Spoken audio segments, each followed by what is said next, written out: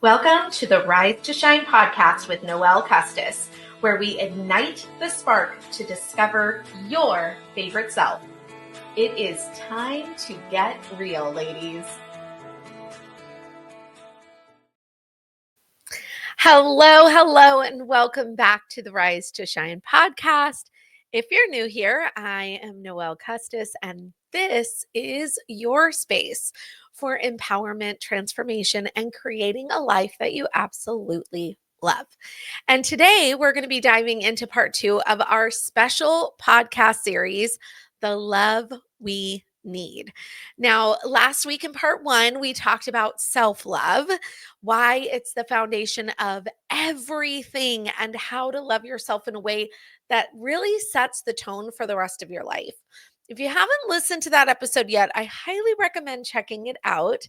But today, we're shifting gears and we're talking about how love evolves through the years, whether it's romantic relationships, friendships, family bonds, or even the ways we love our passions and purpose. Because love is one of the most powerful forces that we experience, but let's be honest, it changes as we grow. The way we experience love in our teens and 20s is completely different than how we experience it in our 30s, our 40s, our 50s, and beyond. Our relationships are shifting, our priorities change, and we learn that love isn't just about the butterflies in our stomach, it's about depth. And it's about connection and being intentional. So, whether you are single, dating, married, divorced, or simply reevaluating what love means to you, this episode is for you. You ready to get into it? I'm so excited. All right. So let's go ahead and just start by looking at the different stages of love in our lives. And while we do that, you may be out on a walk. If you're at home, you might want to cozy up to your favorite drink. I always say grab that coffee, grab that matcha. Matcha is a new thing now. Grab your tea, whatever it is. But maybe you are getting ready to go to bed and you're just listening to this, or you're on a drive, whatever that is. So getting back to the episode. All right. So again, let's start by looking at the different stages of love in our lives. So I want you to think back to your teens, early 20s. Maybe you're there now, early 20s. Love is often about excitement, discovery, intensity. Do you remember that?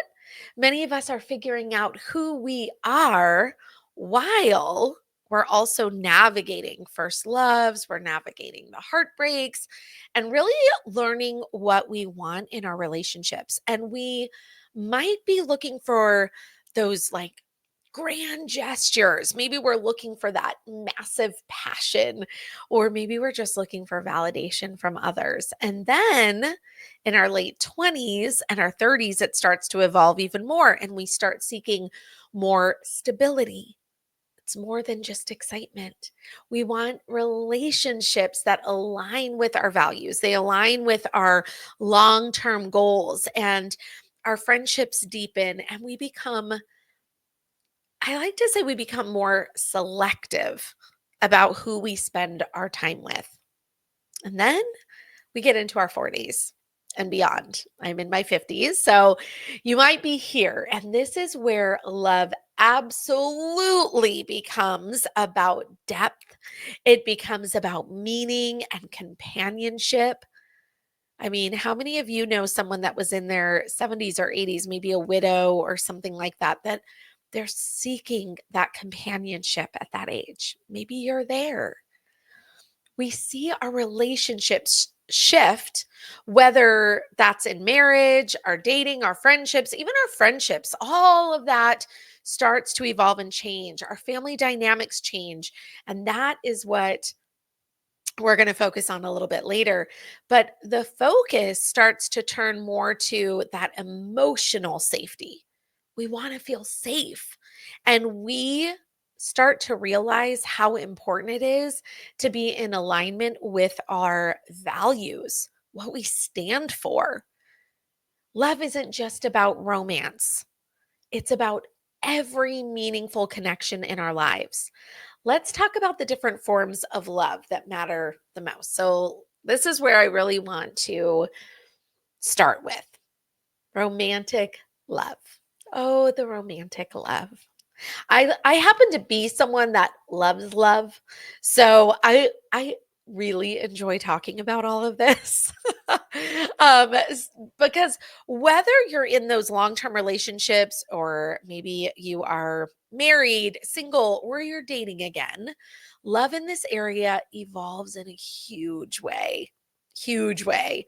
So for those long-term relationships, raise your hand if you're one of my married gals. Raise your hand if you've been in a relationship for a long time.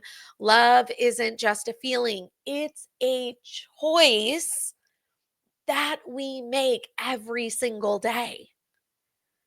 And over time, relationships start to shift from that whole passion to companionship, to trust, that really deep emotional connection. So I want you to ask yourself, when was the last time? This is a biggie. When was the last time you truly saw your partner, not just as your spouse, not just as your long term boyfriend, but as a human that has dreams of their own, that has struggles and emotions? When was the last time you saw that or really thought about that?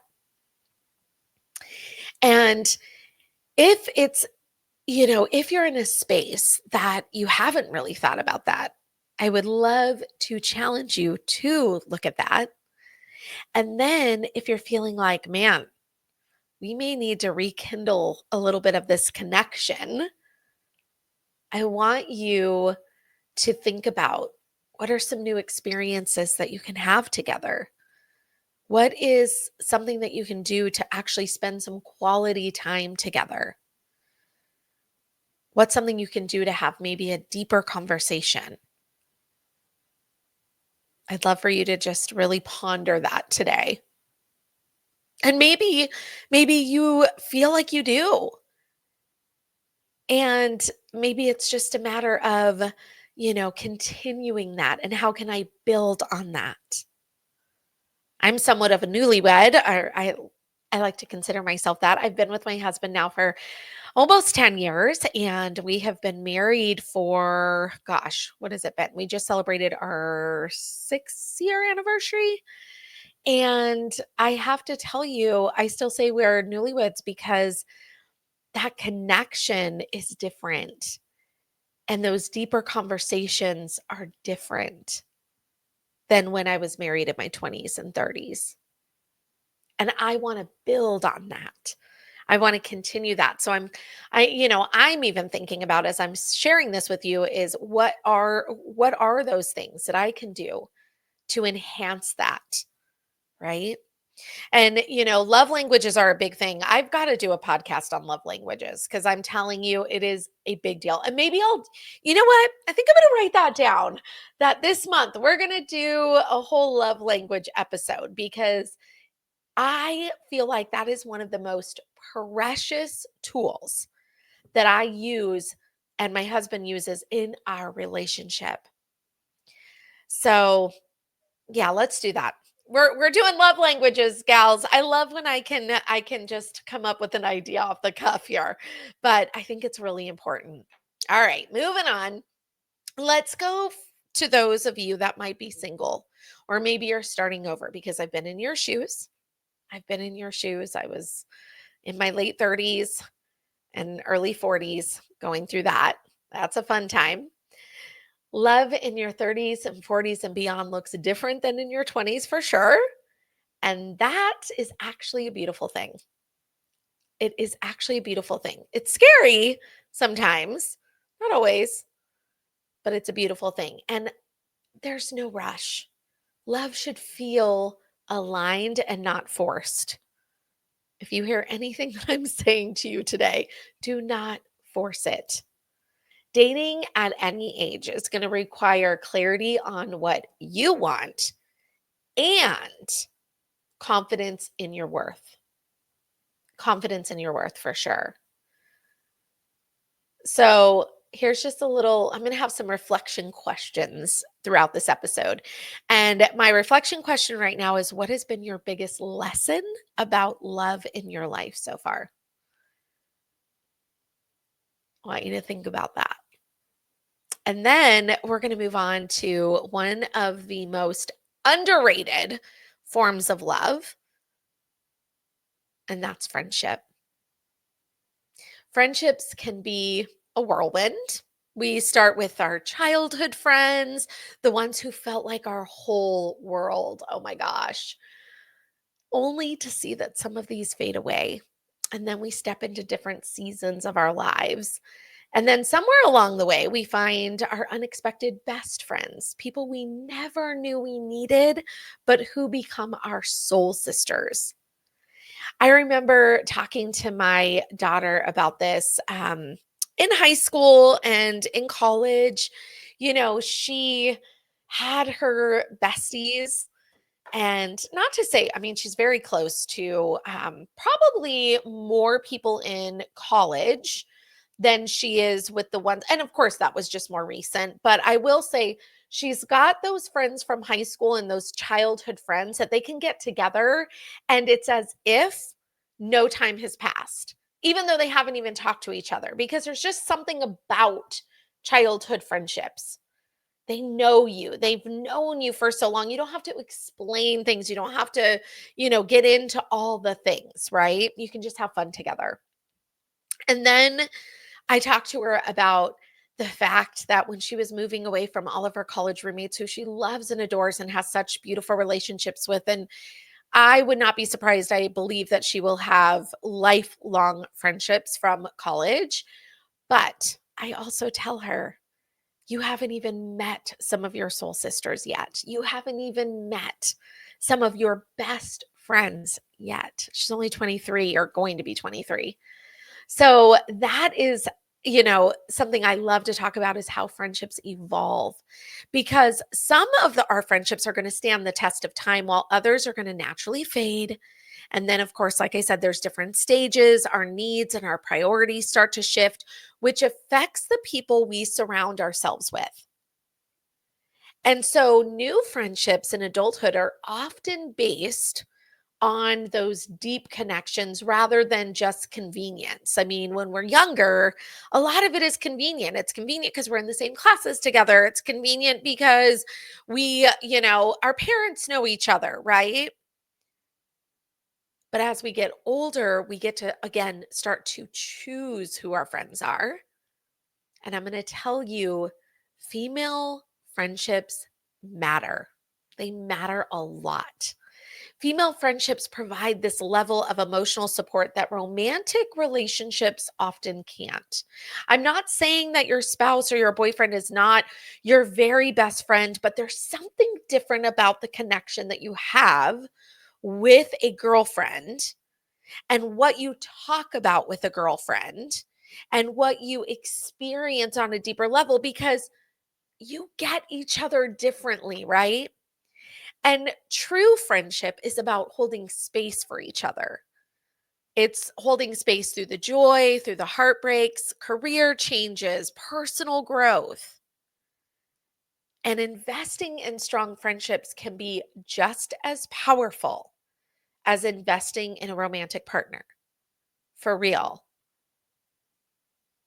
I honestly know exactly who I can call today, right this minute, if there was something really tragic that happened in my life, or if there's an exciting announcement. I know who I can call, who I can trust, who's going to support me, who's going to be my biggest cheerleader. I know that, even if we don't talk every single day. But it is also important that we do have to nurture meaningful friendships, right? Like we can't just have an expectation. We also have to nurture it. So checking in, a simple text or a call to say, "Hey, I'm thinking of you," goes a really long way. If someone is placed on your heart, I always say, and you guys, again, I am not perfect. I get caught up in my own world and my own full calendar. that I think, oh, I'll reach out to them later. Oh, I need to do that. I'm really trying to get better at, if someone is placed on my heart, I make sure that I reach out, even if it's just through a text or a voice memo or something or a phone call. And then show up, be there for the big moments, but also do your best to try to be there for the quiet, everyday ones too. Think about how that makes you feel when people show up for you, or that text message that someone says, "Hey, I was just thinking of you." How many times do we go, "Oh my gosh, you have no idea how much I needed that?" So the more intentional that we can be about that, the better. And I just want to say, prioritize friendships the same way you would prioritize a romantic relationship, right? So I know it's not as easy. It's convenient when you see someone all the time. It's convenient when you're around someone or you're with your spouse on a daily. It's not as convenient when you've got maybe, 5 to 10 girlfriends that are all across the country, or, in different towns, states, whatever. But here's your challenge for this week with your friends as we're moving into Love Week, Valentine's Day, all the things.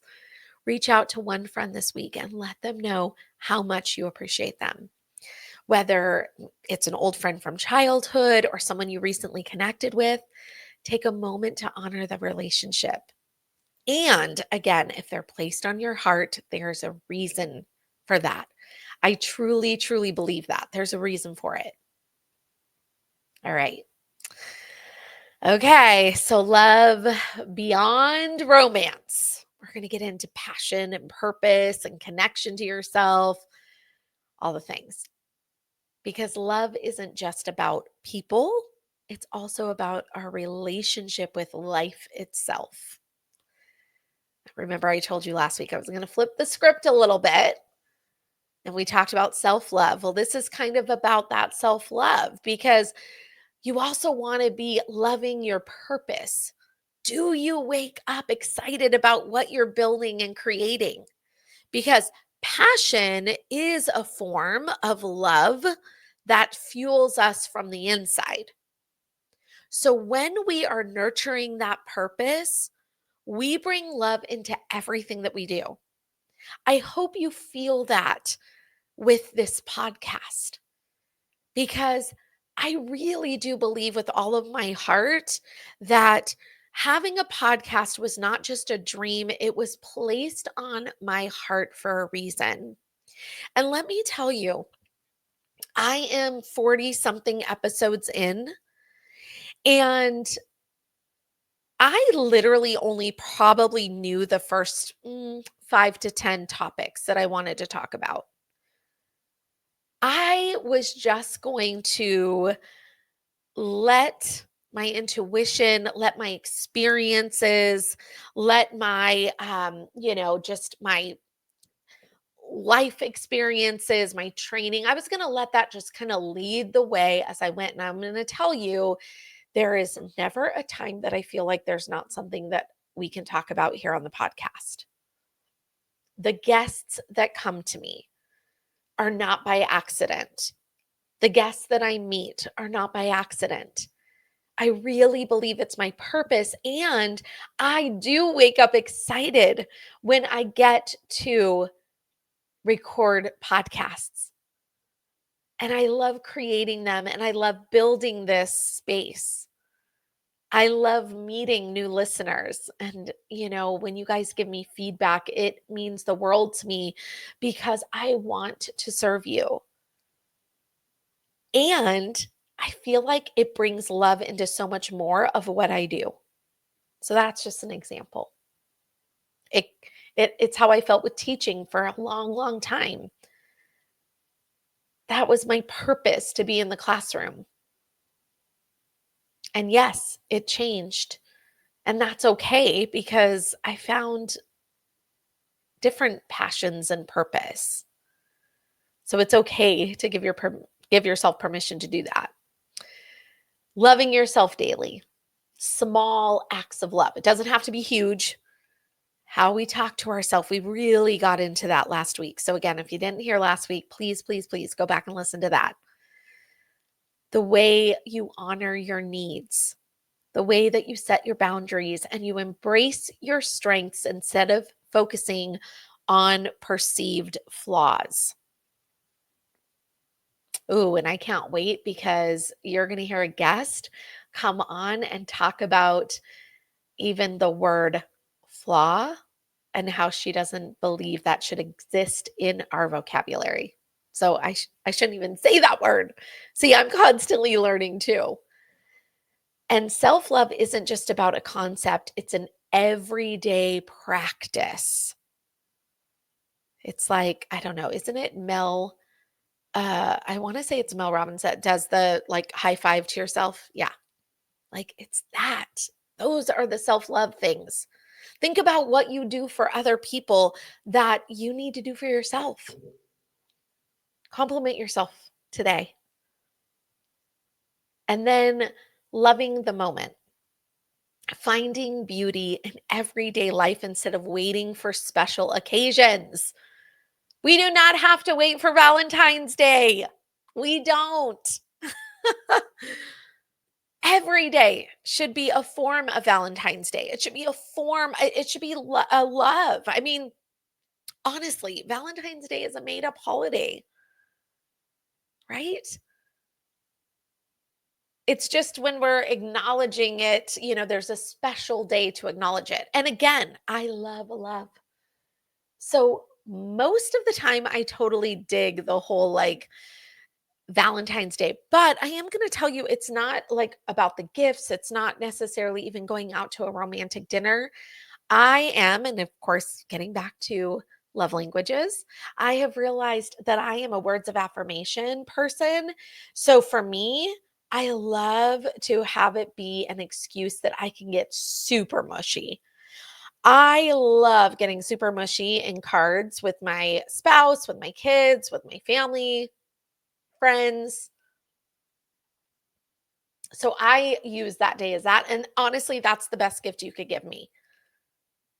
That is the best gift you could give me because I love receiving words of affirmation and words of just love and just sharing with me what that means to you. I mean, as a matter of fact, I have right here, I have my husband's card that he gave me on my birthday, which was back in December. And I will tell you, he's not a huge words of affirmation guy.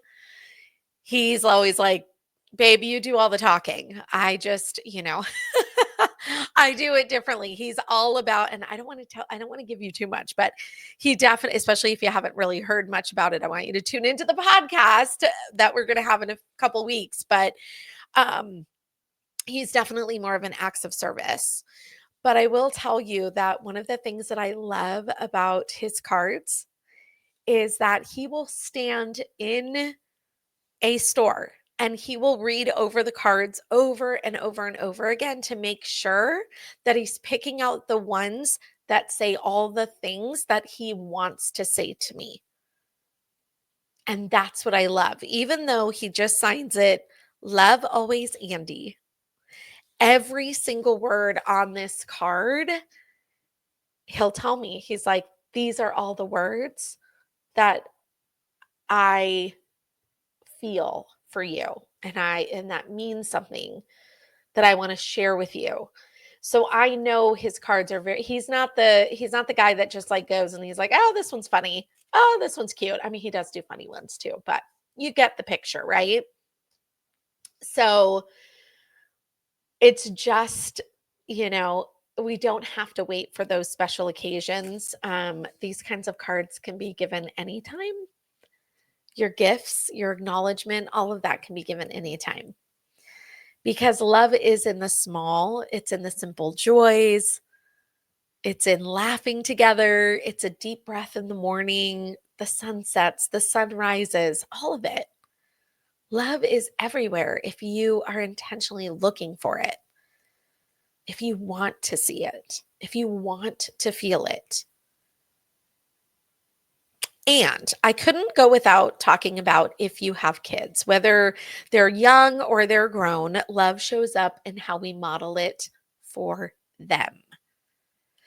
This was something I really wanted to hit on because kids watch how we treat ourselves and how we treat others. So when we show up for ourselves, we give them permission to do the same, right? If they're younger, those small moments of connection, the presence, and I'm talking about presence, presence, presence, you being present for them and playtime with them.